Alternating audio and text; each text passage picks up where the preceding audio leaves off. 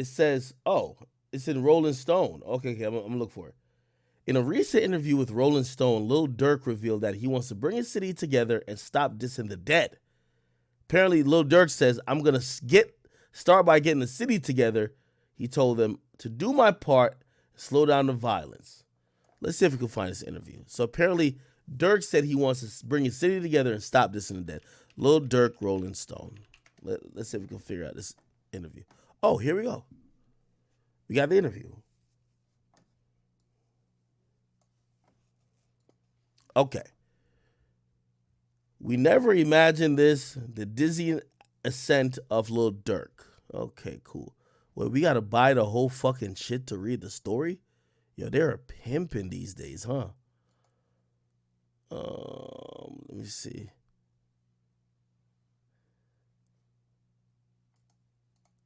Okay, I probably gotta go to somewhere else. Damn, does anybody have a Rolling Stones login? This shit is crazy now. Okay, anyway. I don't even know why they do that. Other websites just will buy the thing for $3 and then just rewrite it and get all the traffic. Good job. Lil Durk has found himself a center of controversy involving several rappers and affiliates several times in his career. Now he wants to make a change in order to reduce gang violence fueled by rap music. In an interview with Rolling Stone published on Wednesday, the Chicago native admitted he aims to stop mentioning those who have passed in his music going forward. His decision comes after he lost so many friends and family to gun violence over the past years, including his best friend King Von and his blood brother D-Thang, who was shot and killed last year. That's why I'm not saying no more names no more in my music. I ain't speaking on the dead no more. None of that. I'm not chasing death no more. I'm chasing $1 billion. I want our kids to grow up safe and sound, to be able to have fun and to have a real life. This is interesting. And by the way, me and Durk, we've been in communication recently. Who knows if we get a chance to lock in anytime soon and do the interview. But even if we don't, I'll give my side of what I would want to talk to Durk about, because I'm glad he's confronting some of these conversations. Because here's the thing, Durk is one of those people who have kind of came up off of a certain type of thing, but it sounds good in music. It doesn't sound good when you're talking about it, right? Now he's officially said something that's outside of music about it, and he says he's going to stop doing it. And really the conversation I would have with Durk is that, are you going to stop doing it? And I'm not saying he has to stop doing it, but you don't need a virtue signal if you're going to still do it. Because I do believe that Durk was at a point in his career where he had so much misfortunes for a long time that once he started having some success, he kept repeating what gave him success. And what gave him success was being very blunt, saying it like it is. And shit, if it included dissing people who was from the other side, quote unquote, or dissing people who may have died from the other side, it was what it was. Obviously, now that he's gained a lot of success, people are looking at him like, yo, bro, what about your morality? But I do think that Durk is one of those people, and obviously, I think he's shown us to a certain extent that he could have success without all that dissing the dead, because look at what happened to Virgil. That song doesn't include him dissing his usual ops or whatever. It's more of it's more pensive, and it shows him kind of reflecting on misfortunes that's happened to people around him. So I think he should have that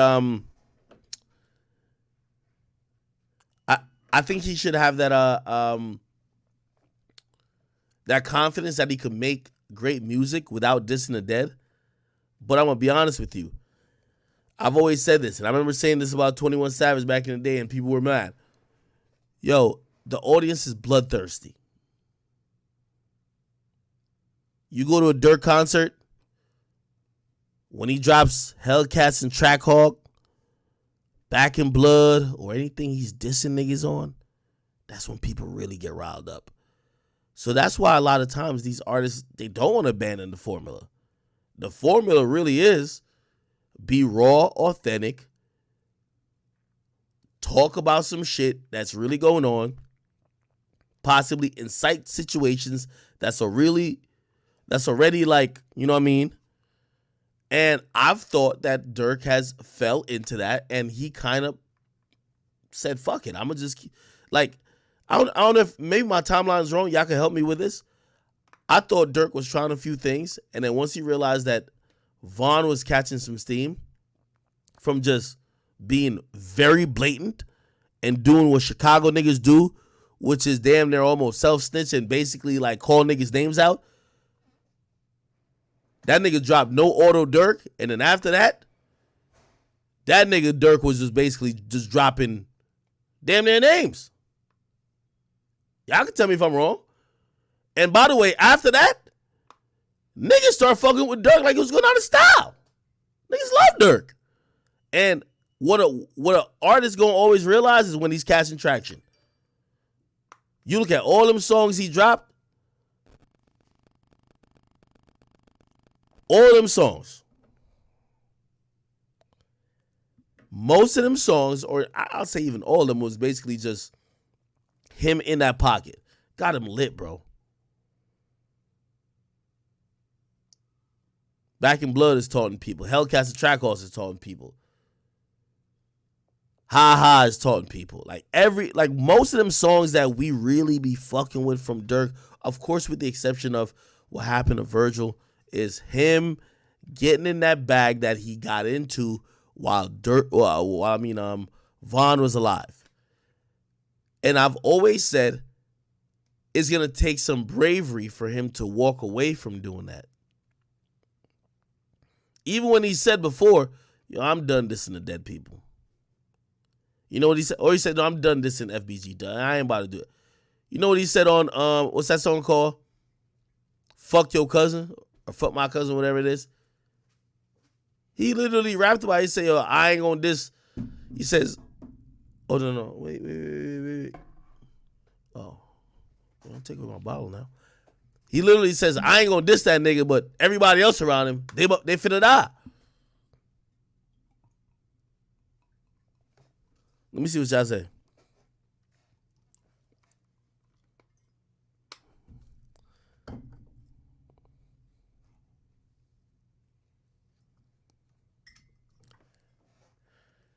Anyway, I believe, and by the way, this is why I would love to have that conversation with Durk, because I feel like Durk has escaped accountability a lot. And, you know what I mean? He's had, some people might be like, well, he's been through some shit. Like, people killed his brother. Like, damn, even if he's rich as fuck and he could avoid certain situations and he could change a lot of people's lives, he could still be rapping about certain shit because people around him are dying. But some people also look at it and say his music and the shit he's talking about is encouraging death to constantly follow him. And I don't know what type of accountability he takes for that. That's why I would love to have a conversation with him. But I'm wondering if he's just saying this, which is good for an interview, is good for a headline.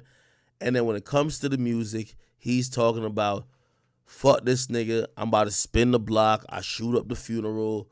Like, yo, we find your grave, we piss on it. You know what I mean? Like, I'm wondering if this is an actual thing. Would y'all fuck with Durk's music if he's not dissing niggas like he's dissing them now?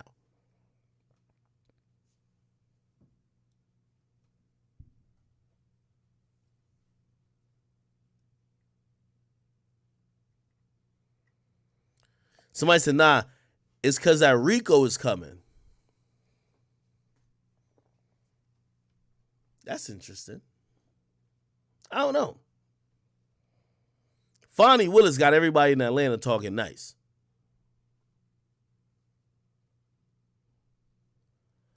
I heard next week Lil Baby finna be giving blood at a blood bank. He giving away some toys at a homeless shelter. He about to donate some hair to some cancer center. Like, I'm telling you, niggas is doing shit they ain't even never did before. So maybe Fonnie Willis is on the. I don't know.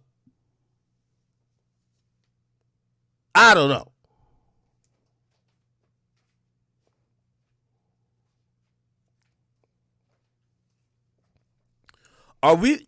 Somebody says, "Yo, Durk is 30 now." Is Durk 30? No, he's not. How old is Lil Durk? Oh shit!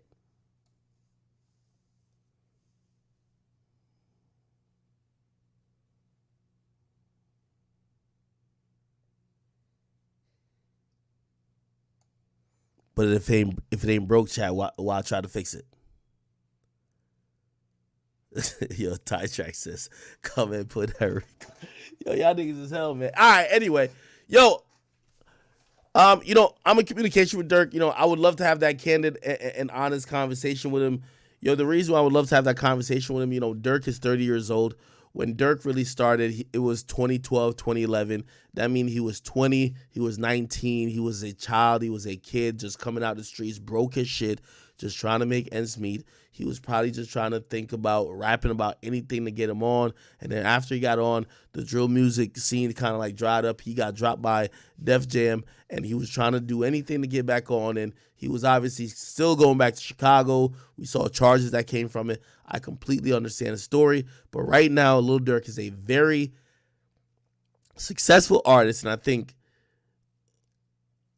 people are looking at him to pivot. It's kind of like how they're looking at Drake. It's like Drake rapping about still fucking a bunch of bitches, and people like this is the first time. You remember Rolling Stone wrote that article? They're like, it wasn't Rolling Stones. Was it Pittsburgh? No, Rolling Stones. They're like, ew, Drake should grow up. If Drake was rapping about fucking mad bitches at 25, they'd be like, yeah, he's having fun. Now they're looking at Drake like, why don't you grow up? Now I'm not about to lose my voice. I'm chilling. Anyway. Let me just take some more of this. She tried to have me fucking mix. This is Henny. I've been drinking Casamigos all night. This is the Henny right here. I'm drinking Casamigos all night, people.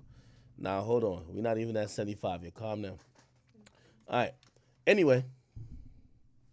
God damn it, man. This liquor be hitting me, dog. Oh, chat, spam some shit that I should be talking about, man. There's mad topics. There's mad topics I should be talking about. Please.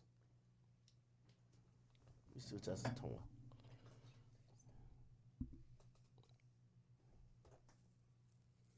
Uzi still shaking that ass on TikTok.